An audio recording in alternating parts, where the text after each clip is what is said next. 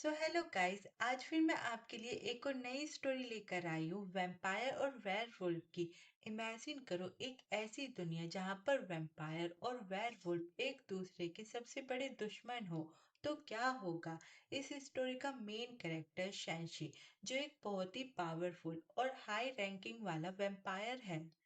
और हमारे second main lead की बात करें तो वो तो इस स्टोरी को और भी इंटरेस्टिंग बना रहा है। तो चलिए ज्यादा टाइम वेस्ट ना करते हुए चैप्टर की शुरुआत करते हैं। स्टोरी के स्टार्ट में हमें शैंशी का महल दिखाया जाता है, जहाँ पर हो रहा होता है कांड, मतलब कि शैंशी किसी के साथ हार्ड मोमेंट शेयर कर रहा होता है कि तभी वो पर्सन बोलता है, लॉर्ड शैनजी प्लीज, ये बहुत ही गहरा है।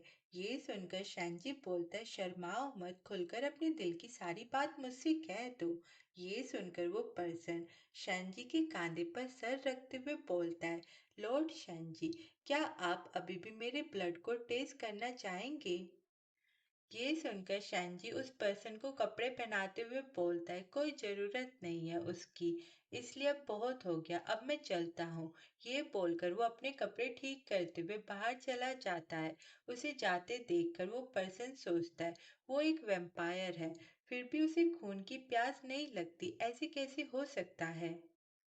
फिर सीन शिफ्ट होता है जहां पर गेट पर नॉक नॉक होता है और शैंशी का असिस्टेंट और शैंशी उस पर्सन के रूम में आते हैं। शैंशी का असिस्टेंट बोलता है, ये लो डॉक्यूमेंट। शैंशी बोलता है, ले लो, मैंने आपके लिए तैयार किया है। डॉक्यूमेंट में लिस्टेड प्रॉपर्टी है जो आपकी है। ये इस दौरान आपकी मेहनत के बराबर इनाम है, मतलब कि अभी शैंशी को खुश करने के लिए जो भी उसने किया, ये उसका तोहफा है। शैंशी बोलता है, कपड़े पहनने के बाद कोई आपको बाहर तक छोड़ने आएगा। ये सब सुनकर वो पर्सन बोलता है, लेकिन। तो शैनजी बोलता है, आई नो कि तुम क्या कहना चाहते हो, मैं ये सब आपकी सुरक्षा के लिए कर रहा हूँ।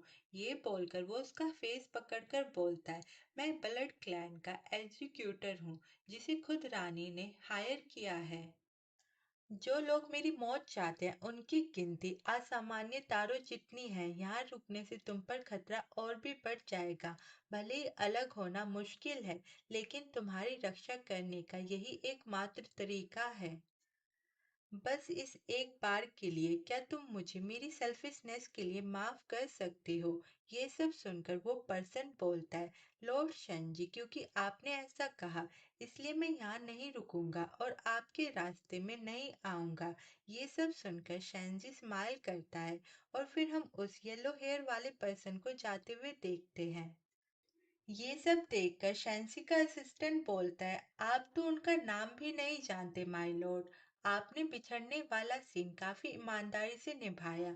ये सुनकर शैंशी सरकास्टिक से स्माइल करते हुए बोलता है, मैंने बस सबसे सही रास्ता चुना, इसमें गलत क्या है? मतलब कि अभी शैनजी ने जो भी उस पर्सन से बोला वो सब एक नाटक था। शैनजी का असिस्टेंट बोलता है, माय लॉर्ड, आई नो तुम उसके खून से पहले ही ऊब चुके हो, है ना? शैनशी बोलता है, ताजा खून मिलने के बावजूद भी वो प्यास मेरी परछाई की तरह पीछा कर रही है। मेरी प्यास को केवल एक चीज शांत कर सकती है, वो ये है कि मैं बार बार साथी बदलता रहूं, ताकि हर बार नया और ताजा खून मिल सके। इस प्यास को काटने का कोई और तरीका नहीं है।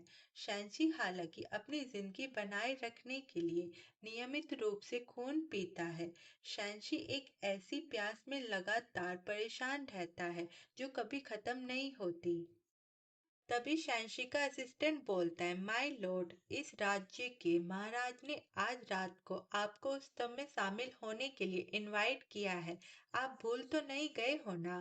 शैंशी बोलता है, बिल्कुल नहीं, क्या यही हमारी ट्रिप का पूरा मकसद नहीं है?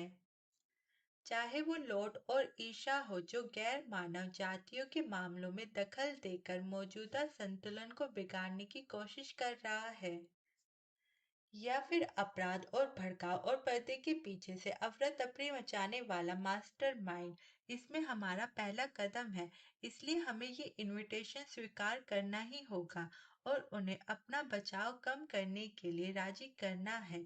ये एकदम मस्त प्लान है।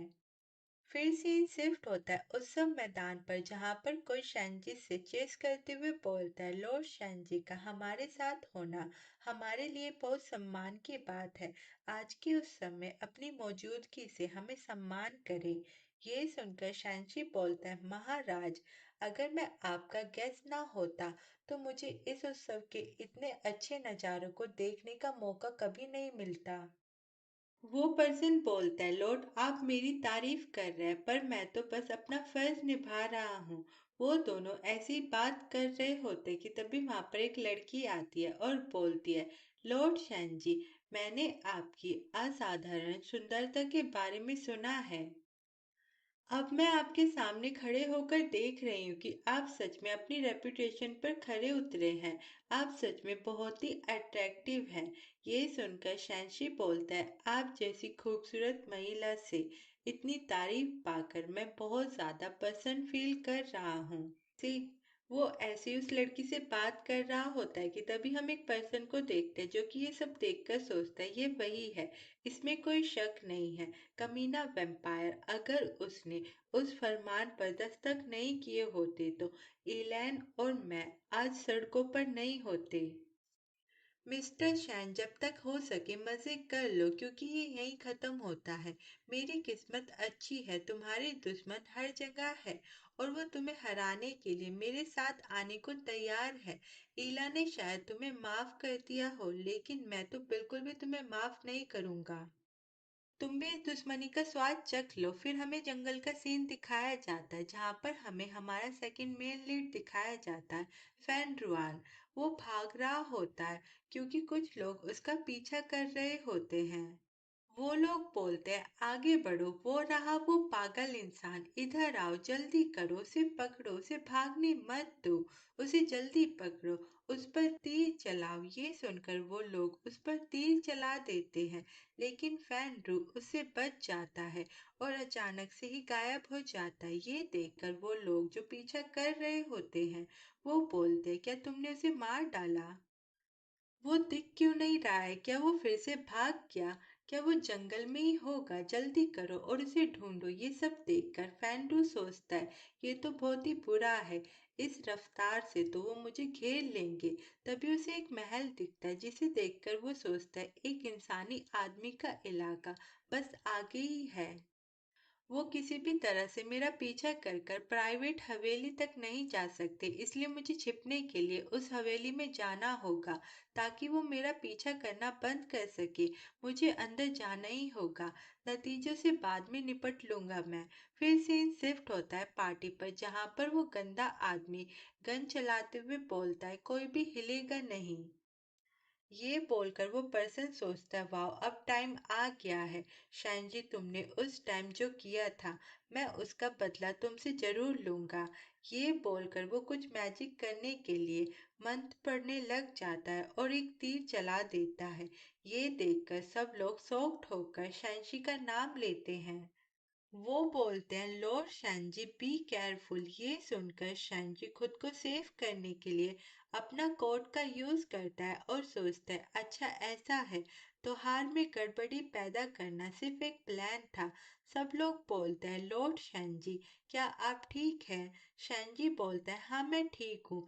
ये बोलकर वो सोचता है, लगता है कि जादूगर के पास पूरा जादू करने का ज्ञान नहीं था, इसलिए उसने ऐसा जादू किया। उस जादू का बहुत ही छोटा सा हिस्सा मुझ पर असर डाल पाया। वो इतना ही बोलता है कि तभी उसे बहुत ही अजीब फील होता है। वो बोलता है, अरे मेरे शरीर में अचानक ऐसा क्यों हो रहा है और ये जलन क्यों हो रही है? क्या ये वो हो सकता है? ये सोचकर वो जल्दी से बोलता है, मैं आराम करने जा रहा हूँ। यहाँ की सारी जिम्मेदारी तुम्हारी है। मेरा बटलर एना तुम्हारी हेल्प करेगा व्यवस्था को फिर से ठीक करने में और हमलावर को पकड़ने में। याद रखें, मुझे परेशान ना करें। ये सुनकर ऐना बोलता है, ओके लॉर्ड शैन जी। फिर हमें महल का सीन दिखाया जाता है जहाँ पर फैन ड्रूम महल में घुसते हुए सोचता है, जैसे कि मैंने उम्मीद की थी उन्होंने मेरा पीछा नहीं किया। लेकिन यार ये जगह तो वाकई में ही शानदार है। वो सब चीज़ों को काफ़ी अच्छे से देखने लग जाता है और बोलता है, वाओ ये तो किसी बड़े आदमी का रूम लगता है। वो इतना ही बोलता है कि तभी उसे किसी के पैरों की आवाज़ आती है, जिसे सुनकर वो सोचता है कोई यहाँ पर आ रहा है, मुझे जल्दी से छिपना होगा। ये बोलकर वो छिप जाता है। और हम देखते हैं कि यहाँ पर शैनची होता है, जिसकी हालत कुछ ठीक नहीं होती। वो आते ही अपने कपड़े निकालने लग जाता है और साथ में अपने फेरोमोन भी छोड़ने लग जाता है।